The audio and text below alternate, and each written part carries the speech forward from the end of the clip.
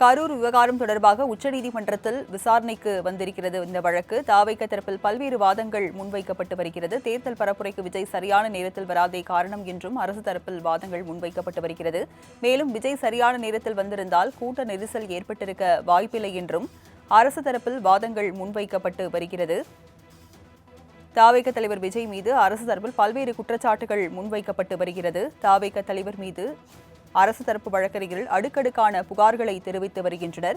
கரூர் விவகாரம் தொடர்பாக உச்சநீதிமன்றத்தில் தாவைக்க தரப்பில் தொடரப்பட்ட வழக்கானது விசாரிக்க வந்துள்ள நிலையில் தற்போது தாவைக்க தரப்பில் வாதங்கள் முன்வைக்கப்பட்ட நிலையில் அரசு தரப்பிலும் பல்வேறு குற்றச்சாட்டுகளை முன்வைத்து வருகின்றனர்.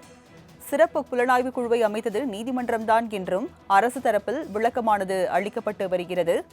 தமிழக அரசு சார்பில் எந்த பெயரையும் பரிசீலிக்கவில்லை என்றும் விளக்கமும் அளித்திருக்கிறது. மேலும் நீதிமன்றமும் பல்வேறு கருத்துக்களை தெரிவித்தும் வருகிறது. கரூர் விவகாரம் தொடர்பாக உச்சநீதிமன்றத்தில் வழக்கானது விசாரணைக்கு வந்துள்ள நிலையில் தாவைக்க தரப்பில் பல்வேறு வாதங்கள் முன்வைக்கப்பட்ட நிலையில் அரசு தரப்பிலும் பல்வேறு வாதங்கள் முன்வைக்கப்பட்டு வருகிறது. அரசு தரப்பில் பல்வேறு வாதங்கள் முன்வைக்கப்பட்டு வருகிறது.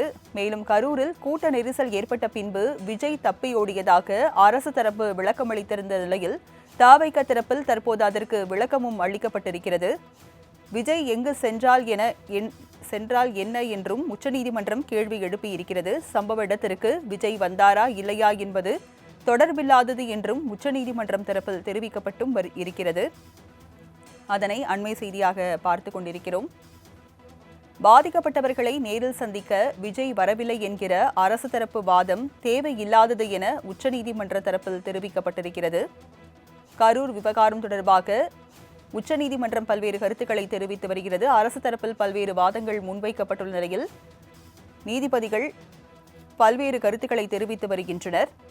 உச்சநீதிமன்றத்தின் ஓய்வு பெற்ற நீதிபதி விசாரிக்குமாறு தாவைக்க தரப்பில் கோரிக்கையானது முன்வைக்கப்பட்டிருக்கிறது.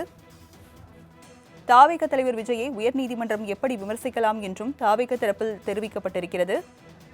விவரங்களை செய்தியாளர் மதிவாணன் வழங்க கேட்கலாம். மதிவாணன், இந்த வழக்கில் தாவைக்க தரப்பிலும் சரி அரசு தரப்பிலும் சரி பல்வேறு வாதங்கள் முன்வைக்கப்பட்டிருக்கிறது. விவரங்களை பதிவு பண்ணுங்க. வணக்கம் ராஜலட்சுமி. கரூர் 41 பேர் உயிரிழந்த சம்பவமானது உலகத்தில் இருக்கக்கூடிய அனைத்து மனிதர்களிடையே மிகப்பெரிய ஒரு தர்ம சங்கடமான வருத்தமான சூழ்நிலையை ஏற்படுத்தி இருந்தது.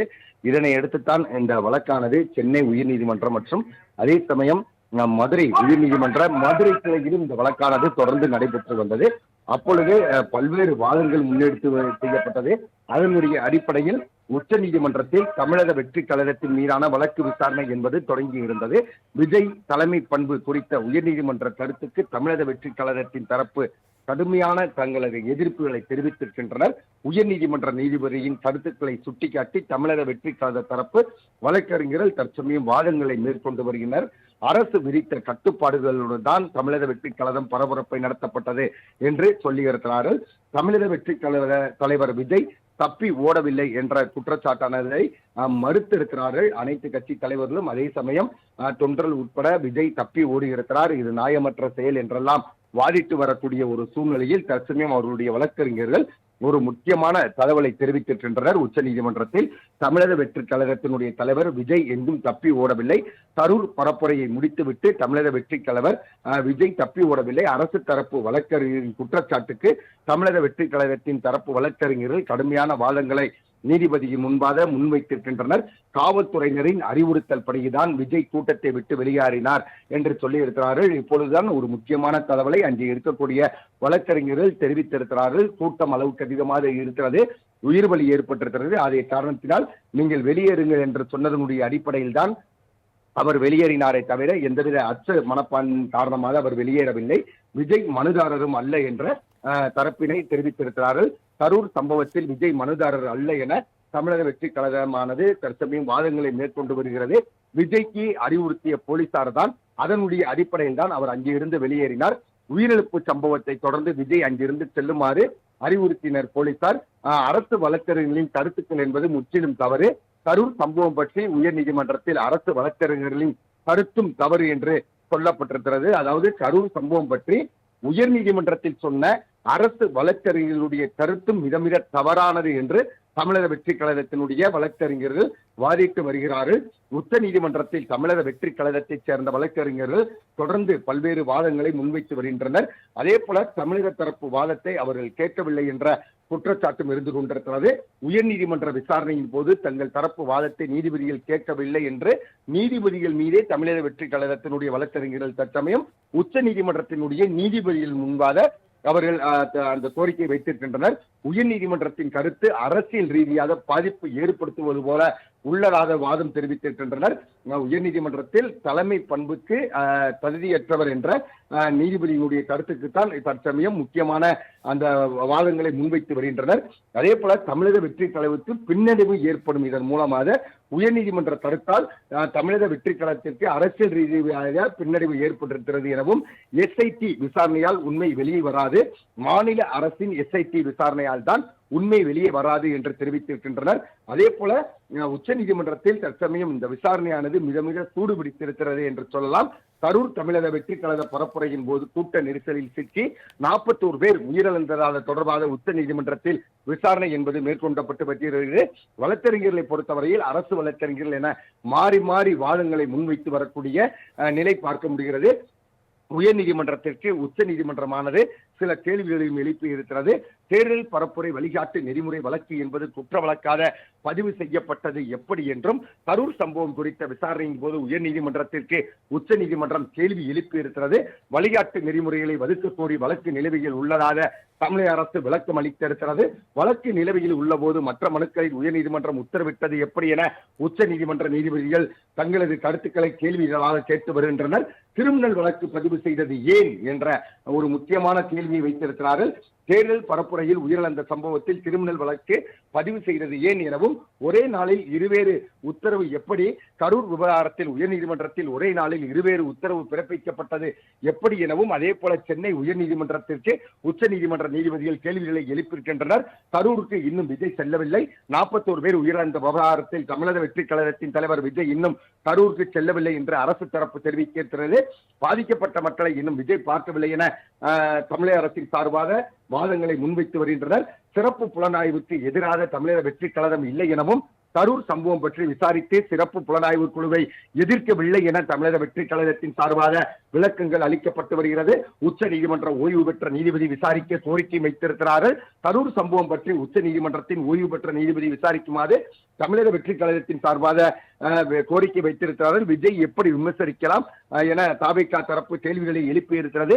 தாவேகாவுடைய தலைவர் விஜய் உயர்நீதிமன்றம் எப்படி விமர்சிக்கலாம் என கேள்விகளை எழுப்பியிருக்கிற சூழ்நிலையில் விஜய்க்கு தலைமை பண்பு இல்லை என உயர்நீதிமன்ற நீதிபதி தெரிவித்த நிலையில் தமிழக வெற்றி கழகம் முழுமையான தங்களது எதிர்ப்புகளை தெரிவித்து வருகின்றனர். இவ்வாறான இந்த வழக்கானது தொடர்ந்து நடைபெற்றுக் கொண்டிருக்கிற சூழ்நிலையில் விஜய் எங்கு சென்றால் என்ன, கரூரில் கூட்ட நெரிசல் ஏற்பட்ட பின்பு விஜய் தப்பி ஓடியதாக அரசு தரப்பும் விளக்கம் அளித்திருக்கிறது. சம்பவ இடத்திற்கு விஜய் வந்தாரா இல்லையா என்பது தொடர்பில்லாதது என உச்ச நீதிமன்றம் சொல்லி இருக்கிறது. பாதிக்கப்பட்டவர்களை நேரில் சந்திக்க விஜய் வரவில்லை என்ற அரசு தரப்பு வாதம் தேவையில்லாதது என்பதை உச்ச நீதிமன்றம் சொல்லி இருக்கிறது. இவைகளெல்லாம் அரசியலாக்கப்பட்ட சூழ்நிலையில் குறிப்பிட்டு சொல்ல வேண்டும் என்று சொன்னால் தமிழக அரசியலில் 41 பேர் உயிரிழந்த அந்த நேரத்தில் அவர் தப்பி ஓடிவிட்டார் என்ற ஒரு குற்றச்சாட்டை முன்வைத்தார்கள். இதுவரை அந்த 41 பேர் உயிரிழந்த குடும்பத்தினரை பார்க்க வரவில்லை என்ற குற்றச்சாட்டும் எழுந்தது. இதற்குத்தான் நீதிபதி அவர்கள் தற்சமயம் தங்களது கருத்துக்களை தெரிவித்து வருகின்றனர். அதே போல சிறப்பு புலனாய்வு குழுவை அமைத்தது நீதிமன்றம் தான் என்று அரசு தரப்பு விளக்கம் அளித்திருக்கிறது. தமிழக அரசு சார்பில் எந்த பெயரையும் பரிசீலிக்கவில்லை எனவும் விளக்கம் அளித்திருக்கிறது. விஜய் மீது அரசு தரப்பு அடுக்கடுக்கான புகார்களையும் தேர்தல் பரப்புரைக்கு விஜய் சரியான நேரத்தில் வராதது நெரிசலுக்கு காரணம் என அரசு தரப்பு வாதங்களை மேற்கொண்டிருக்கிறது. விஜய் சரியான நேரத்தில் வந்திருந்தால் கூட்ட நெரிசலில் ஏற்பட்டிருக்க வாய்ப்பில்லை என அரசு தரப்பு தங்களது வாதங்களை முன்வைத்திருக்கிறது. தமிழக வெற்றி தலைவர் மீது அரசு வழக்கறிஞர்கள் அடுக்கடுக்கான புகார்களை தெரிவித்து வரக்கூடிய சூழ்நிலையில் 3 விஷயங்கள் முன்னெடுக்கப்பட்டு தமிழக அரசியல் பேசப்பட்டது. 40 பேர் உயிரிழந்த சம்பவமானதை அறிந்தும் கூட விஜய் திருச்சியிலிருந்து தனி விமானத்தின் மூலமாக சென்னை சென்றது ஒரு குற்றமாக சொல்லப்பட்டது. அதற்கு அடுத்தபடியாக அவர் கிட்டத்தட்ட எங்கே சென்றார் என்ற ஒரு நிலை என்பதெல்லாம் இருந்தது. அதே போல அவர் சரியான நேரத்திற்கு வராமல் இருந்ததுதான் இந்த 41 பேர் மரணத்திற்கு காரணம் என்றெல்லாம் விவாதிக்கப்படக்கூடிய சூழ்நிலையில் தற்சமயம் அரசு தரப்பு வழக்கறிஞரும் அதே போல தமிழக வெற்றி கழகத்தினுடைய வழக்கறிஞர்களும் இருவரும் அடுக்கடுக்காக மதிவாணன் தற்போது கரூர் கூட்ட நெரிசல் குறித்த வழக்கு விசாரணையானது பிற்பகலுக்கு ஒத்திவைக்கப்பட்டிருப்பதாக தகவல் வெளியாகி இருக்கிறது. இன்றே இறுதி உத்தரவு பிறப்பிக்கப்பட வாய்ப்பு இருக்கா? நிச்சயமாக தற்சமயம் நீதிபதிகள் அனைத்து அவர்களை பொறுத்தவரையில் நீதிபதிகளை பொறுத்தவரையில் பல்வேறு கேள்விகளை தமிழக அரசிடம் கேட்டிருக்கின்றனர். குற்ற வழக்காக ஏன் பதிவு செய்தீர்கள் என சொல்லி இருக்கிறார்கள். அதே போல இங்கே இருக்கக்கூடிய உயர்நீதிமன்ற நீதிபதிகளுக்கும் கேள்விகளை முன்வைத்திருக்கிறார்கள். இந்த வாதமானது மிக சுறுசுறுப்பாக சூடுபிடித்துக் கொண்டிருந்த இந்த சூழ்நிலையில் தான் மதிய உணவு இடைவேளைக்கு என இந்த நேரம் என்பது இடைவேளை என்பது விடப்பட்டிருக்கிறது. நிச்சயமாக இன்றைய பொழுதே இந்த வழக்குக்கு ஒரு தீர்ப்பு வரும் என எதிர்பார்க்கப்படுகிறது. ஏனென்றால் இது தமிழகத்தை உலுக்கியிருக்கிற ஒரு முக்கியமான வழக்காக பார்க்கப்படுகிறது. அதே போல தற்சமயம் தமிழகத்தில் வளர்ந்து வரக்கூடிய ஒரு முக்கிய தலைவராக இருக்கிற காரணத்தினால் புஷி ஆனந்த் உள்ளிட்டோருக்கெல்லாம் ஜாமீன் வழங்க முடியுமா என்ற விசாரணை எல்லாம் தொடங்கி இருக்கிறது. இருதரப்பு வாதங்களையும் உற்று நோக்கி இருக்கிறார் நீதிபதிகளை பொறுத்தவரையில். அதே போல உயர்நீதிமன்ற நீதிபதிகளும் அவர்களுக்கும் அந்த பல்வேறு கேள்விகளை முன்வைத்திருக்கிறார்கள். உயர்நீதிமன்ற நீதிகளை பொறுத்தவரையில் தலைமை பண்புக்கு தகுதியற்றவர் என்று சொல்லி இருக்கிறார். அது எங்களது அரசியல் வளர்ச்சிக்கு ஒரு மிகப்பெரிய தோல்வியாக பார்க்கப்படுகிறது என்றெல்லாம் அரசு தரப்பு மன்னிக்கவும் தமிழக வெற்றி தரப்பில் சொல்லப்பட்டிருந்தது. இந்த வழக்கு சற்று நிமிடத்திற்கு ஒட்டி வைக்கப்பட்டிருப்பினும் கூட நிச்சயமாக 3 மணியிலிருந்து 3:30 மணிக்குள் இதுக்குள் ஒரு தீர்ப்பு வரும் தான் என எதிர்பார்க்கலாம். நிச்சயமாக ராஜலட்சுமி. கரூர் கூட்ட நெரிசல் குறித்த வழக்கு விசாரணையானது உச்சநீதிமன்றத்தில் நடைபெற்று வந்த நிலையில் அரசு தரப்பிலும் தாவேக தரப்பிலும் பல்வேறு வாதங்கள் முன்வைக்கப்பட்டது. இந்நிலையில் நீதிபதிகளும் பல்வேறு கருத்துக்களை தெரிவித்திருந்த நிலையில் விசாரணை பிற்பகலுக்கு ஒத்திவைக்கப்பட்டிருக்கிறது. விவரங்களை வழங்கியதற்கு நன்றி மதிவாணன்.